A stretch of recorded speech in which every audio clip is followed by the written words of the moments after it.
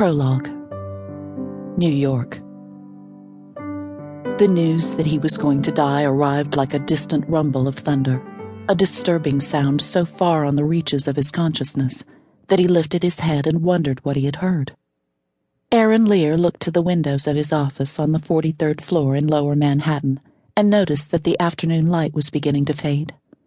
Was it that late already? He was still sitting where the call had left him, on his haunches, against the polished oak wall down which he had slid as his mind tried to grasp the words cancer and aggressive. His office was suddenly sweltering. The light was fading rapidly now. Gray and black shadows draped his office. Aaron tried to breathe. He was not prepared for this, had not considered the possibility of his mortality. Even when he had first begun to have trouble, a strange bit of discomfort was all, really. He never thought it was something so foul, so goddamn final. "We don't know much of anything yet. Just hold on to that for now," his doctor had advised. How could he hold on to something so vague?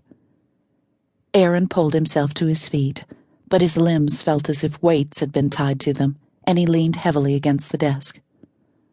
The room was now almost dark. He wondered how much time had really passed since he'd picked up the phone. A lifetime.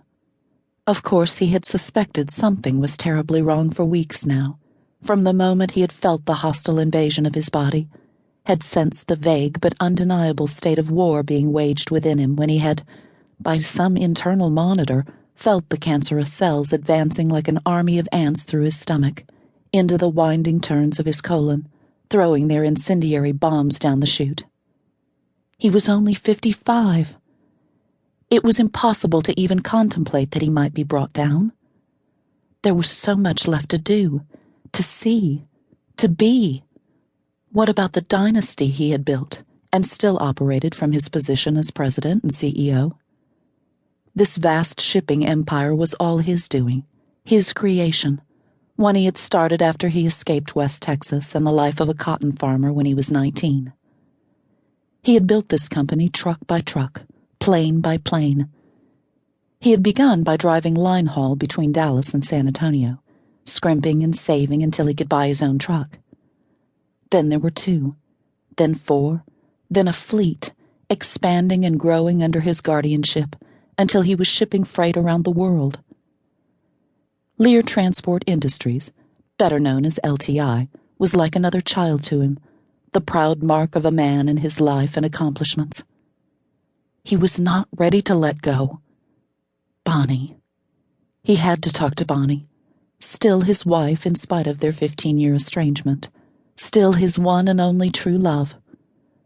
Bonnie Lou Stanton, his high school sweetheart, the homecoming queen with the laughing blue eyes, the only one to believe in him when the relationship with his father had soured.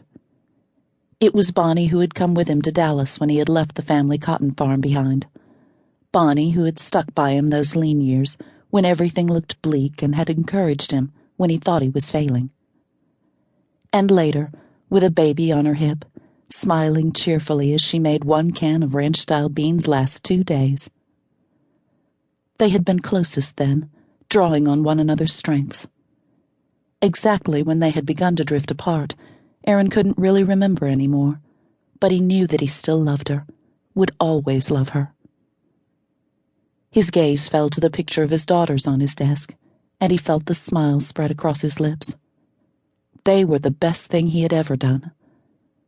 There was Robin, his oldest, her curly black hair indicative of her spunk, her blue eyes steely with determination.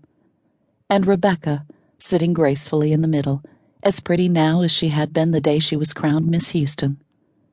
Then Rachel, the baby, laughing when she should have been smiling, her blue eyes sparkling with the gaiety that was always with her. 3 beautiful women who he had a hand in producing. Biologically, perhaps, but he couldn't claim much credit beyond that, could he? He had been